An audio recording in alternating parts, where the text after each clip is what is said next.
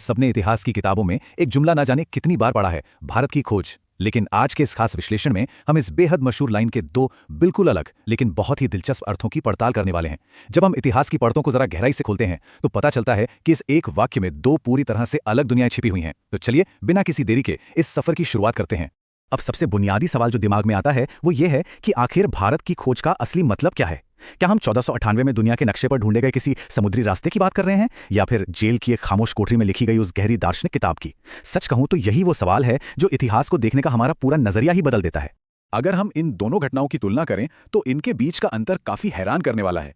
एक तरफ साल 1498 का दौर है जब समंदर की खतरनाक लहरों को चीरती हुई एक यूरोपीय यात्रा निकली थी जिसका इकलौता मकसद व्यापार, मुनाफा और अपनी ताकत बढ़ाना था। और वहीं दूसरी तरफ है 1944 का साल, एक बेहद शांत आत्मनिरीक्षण वाली साहित्यिक यात्रा जिसने सदियों की गुलामी के बाद भारत की आत्मा को फिर से खंगाला। ये दोनों ही घटनाएं अपने अपने तरीके से भारत की खोज कहलाने का दावा करती हैं। तो आज की हमारी चर्चा का रोड मैप कुछ ऐसा रहेगा। हम शुरुआत करेंगे भारत की दो खोज से, फिर बात करेंगे मसालों की तलाश की, उसके बाद देखेंगे कि कैसे भारत कभी खोया ही नहीं था, और आखिर में समझेंगे पंडित नेहरू की उस गहरी आंतरिक यात्रा को। चलिए अपने पहले विषय से शुरू करते हैं, भारत की दो खोज। और सबसे पहले तो इतिहास से जुड़ी एक बहुत बड़ी गलतफहमी को हमेशा के लिए दूर कर लेते हैं। अक्सर बहुत ही आसानी से यह कह दिया जाता है कि वास्को डी गामा ने भारत की खोज की, लेकिन अगर हम थोड़ा सा भी लॉजिक लगाएं तो यह बात एकदम बेतुकी लगती है। भाई, लाखों की आबादी और हजारों सालों से फली फूली इतनी महान सभ्यता वाली कोई जमीन आखिर खोई ही कैसे हो सकती है जिसे कोई आकर खोज निकाले? सच तो यह है कि वास्को डी गामा ने किसी नए देश की बिल्कुल नहीं, बल्कि यूरोप से भारत पहुंचने के लिए बस एक नए समुद्री रास्ते की खोज की थी। भारत तो हमेशा से वहीं था, अपनी पूरी भव्यता के साथ। अब हम अपने दूसरे विषय पर आते हैं, मसालों की तलाश। आखिर 1498 में ऐसा क्या हुआ था जिसने यूरोपियन नाविकों को अपनी जान दांव पर लगाकर इन खतरनाक समुद्री रास्तों पर उतरने के लिए मजबूर कर दिया? अगर इस सफर को देखें तो वास्को डी गामा के 4 जहाजों का बेड़ा एक बेहद लंबी और थका देने वाली यात्रा पर निकला था। 1497 में शुरू हुई ये यात्रा कोई बच्चों का खेल नहीं थी। वो अफ्रीका के दक्षिणी छोर यानी केप ऑफ गुड होप के तूफानी रास्तों से होते हुए आगे बढ़े। हफ्तों तक अथाह समंदर में भटकने के बाद आखिरकार 20 मई 1498 को उनका बेड़ा केरल के कालीकट तट पर आ पहुंचा, और इस एक यात्रा ने ग्लोबल हिस्ट्री और व्यापार का पूरा नक्शा ही बदल कर रख दिया। लेकिन एक बात साफ कर दूं, ये कोई एडवेंचर ट्रिप नहीं थी। इसके पीछे का असली मकसद था विशुद्ध अर्थशास्त्र यानी पैसा और व्यापार। उस जमाने में यूरोप में काली मिर्च और दालचीनी जैसे मसालों की कीमत सच में सोने के बराबर हुआ करती थी। उन्हें अपना मीट सुरक्षित रखने और खाने में स्वाद के लिए इन मसालों की बहुत जरूरत थी। दिक्कत यह थी कि उस समय के जितने भी जमीनी और समुद्री व्यापारिक रास्ते थे उन सब पर अरब व्यापारियों का पूरा कब्जा था। पुर्तगाल बस इसी बिचौलिएपन को खत्म करके सीधे भारत के मसालों के खजाने तक पहुंचना चाहता था ताकि सारा का सारा मुनाफा उनकी जेब में जाए। अब यहां इतिहास का एक बेहद दिलचस्प और थोड़ा कम जाना माना फैक्ट सामने आता है।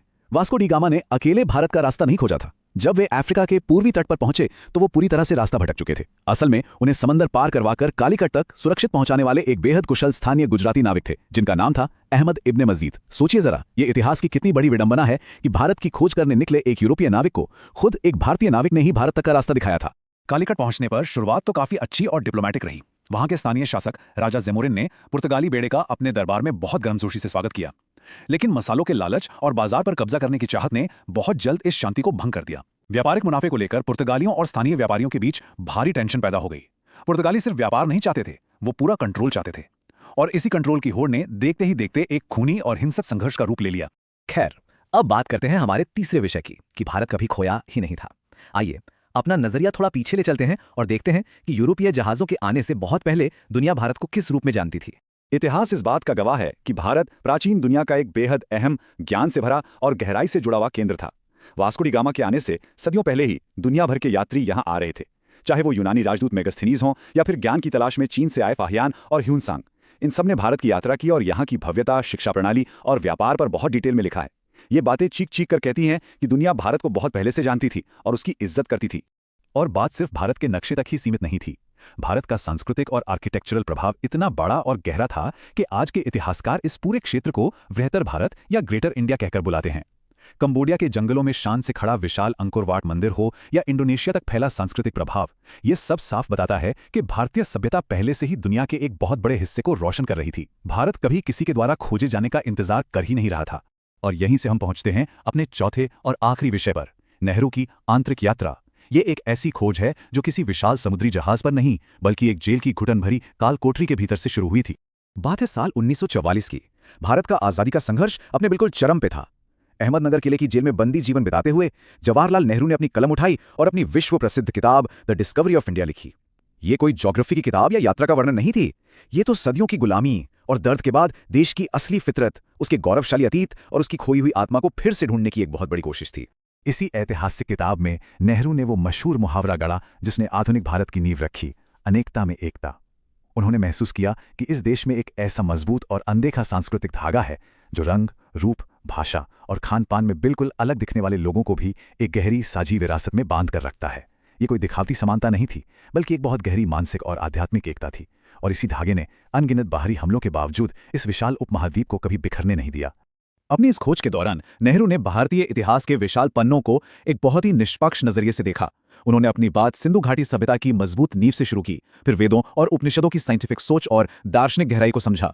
उन्होंने बहुत ही बेबाकी से यह भी बताया कि कैसे ब्रिटिश शासन की नीतियों ने यहाँ की फलती फूलती अर्थव्यवस्था को पूरी तरह तबाह कर दिया, लेकिन साथ ही उन्होंने ये भी दिखाया कि कैसे इसी तबाही ने उस भारतीय पुनर्जागरण या रेनेसा को जन्म दिया जिसने आखिरकार आज़ादी की आग को भड़काया। तो इस पूरे विस्तृत विश्लेषण के बाद आइए आज की इस चर्चा को एक बहुत ही गहरे सवाल के साथ खत्म करते हैं। क्या वाकई में वास्को डी गामा ने दुनिया के लिए भारत को खोजा था, या फिर पंडित नेहरू ने खुद भारतीयों के लिए इसे भीतर से खोजा था? सच्ची खोज का मतलब बाहर नए रास्ते तलाशना है या अपने भीतर की पहचान और आत्मा को जगाना? ये एक ऐसा सवाल है जो यकीनन इतिहास को हमेशा सोचने पर मजबूर करता रहेगा। हमारे साथ इस विश्लेषण में जुड़ने के लिए आपका बहुत बहुत